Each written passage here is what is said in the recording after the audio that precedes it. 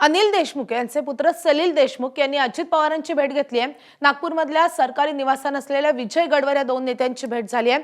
सलील देशमुख यांनी काही दिवसांपूर्वीच राष्ट्रवादी शरदचंद्र पवार पक्षाचा राजीनामा दिलेला होता आणि परवाच अजित पवार आणि माजी मंत्री सलील देशमुख यांचे पिता अनिल देशमुख यांनी एकत्रितरित्या विमान प्रवास केला होता आणि त्यानंतर सलील देशमुख आज अजित पवारांच्या भेटीला पोहोचले। राष्ट्रवादी काँग्रेस शरदचंद्र पवार पक्षाचा राजीनामा दिल्यानंतर सलील देशमुख नेमकं कुठे जाणार अशा पद्धतीची राज्यभरामध्ये चर्चा सुरू झाली होती। खरं तर ते भाजपमध्ये जात आहेत, राष्ट्रवादीमध्ये जात आहेत, अशा अनेक तर्कवितर्क लढवले जात होते। आज सकाळीच राष्ट्रवादी काँग्रेस पक्षाचे राष्ट्रीय अध्यक्ष अजित पवार यांची नागपुरातल्या निवासस्थानी सलील देशमुख यांना भेट घेतली आणि त्यानंतर पुन्हा एकदा राजकीय चर्चांना सुरुवात झाली आहे। या संदर्भात बोलण्यासाठी स्वतः सलील देशमुख आपल्यासोबत आहेत। राष्ट्रवादी की भाजप अशा खूप चर्चा तुमच्या बाबतीत सुरू आहेत, काय नेमकं तथ्य आहे? आज तुम्ही अजित पवारांची भेट घेतली होती, काय निमित्त होतं? पहिले आपली तब्येत सुदृढ करणं, असलेल्या अधिवेशनामध्ये विकासाचे काम आपल्या विदर्भाचे, आपल्या शेतकऱ्याचे, आपल्या बेरोजगारांना न्याय भेटला पाहिजे, आपल्या भागामध्ये जे प्रकल्प आहेत यांना गती भेटली पाहिजे, या उद्देशाने आम्ही राज्याचे उपमुख्यमंत्री अजित पवार साहेबांना आज सकाळी त्या ठिकाणी भेटलो। आणि मला आशा आहे की त्या ठिकाणी अजितदादा पवार साहेबांच्या माध्यमातून या सर्व गोष्टींना चालना भेटेल। कोणता विषय होता, काय साधारणपणे तुम्ही विषय घेऊन त्यांच्याकडे गेला होता? साधारणतः आमचा संत्रा प्रक्रिया प्रकल्प जो आहे त्याच्यासाठी मी गेलो होतो। इकडे MIDCचे काही विषय आहेत, इकडे शेतकऱ्यांचे काही विषय आहेत, या सगळ्या बाबींवर त्यांच्याशी त्या ठिकाणी चर्चा करून त्यांना त्या ठिकाणी तशा पद्धतीचं निवेदन आम्ही त्या ठिकाणी दिलं आहे। आणि मला जसं मी आपल्याला सांगितलं की मला सन्माननीय अजित पवार साहेबांच्या काम करण्याच्या पद्धतीवर आणि एकूण सगळ्या पद्धतीने जशा पद्धतीने त्यांचं प्रशासनावर पकड आहे, मला असं वाटतं की निश्चित रूपाने आमच्या विदर्भाला न्याय भेटण्यासाठी हे अधिवेशन त्यांच्या माध्यमातून काहीतरी फलित भेटू शकतं।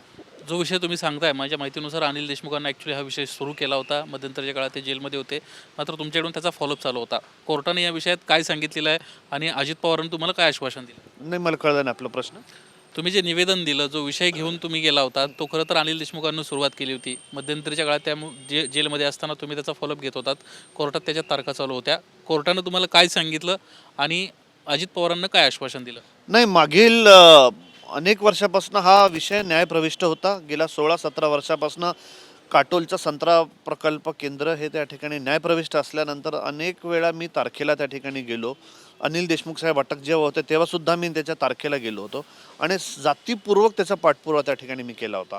आणि या सगळ्या प्रक्रियेमध्ये जरी ते न्यायाधीन असून त्या ठिकाणी तरीही मला बाहेरून पूर्ण निश्चित रूपाने त्यावेळेसचे उपमुख्यमंत्री अजित पवार साहेब होते, ज्यांनी मला मदत केली ते आपण सांगितलंच पाहिजे। त्यांनी त्या ठिकाणी मला सहकार्य केलंच होतं व त्याच पद्धतीने जेव्हा 1 जुलैला याचा निकाल लागला आणि 1 जुलैला निकाल लागल्यानंतर ही जी जमीन आणि हा जो शेड आहे, हा पूर्ण प्रकल्प जेव्हा कृषी विभागाला हस्तांतरण झाला, यानंतर हा प्रकल्प पुन्हा चालू व्हावा।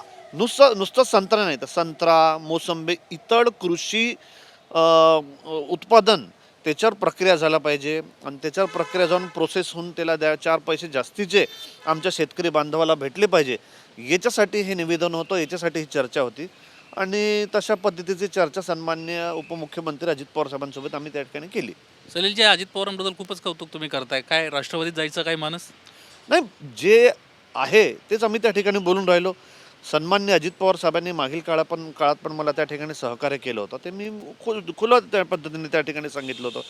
आज अधिवेशन आहे, आज विदर्भात अधिवेशन आहे, नागपूर करार आहे, 8 दिवसाचाच अधिवेशन जरी असेल पण अधिवेशन असल्या कारणाने आपल्या भागातील प्रश्न, आपल्या भागातील समस्या, या विदर्भातील समस्या, आपल्या शेतकऱ्यांच्या समस्या, या सगळ्या विषयांकडे, कर्मचाऱ्यांच्या समस्या, शिक्षकांच्या समस्या, सगळ्या विषयांकडे त्या ठिकाणी आपण सकारात्मकरित्या या शासनाच्या माध्यमातून सरकार भाजपचं आहे, राष्ट्रवादी काँग्रेस पक्षाचं आहे आणि शिंदे गटाचं आहे, त्या ठिकाणी यांच्या ABP माझा, उघडा डोळे बघा नीट।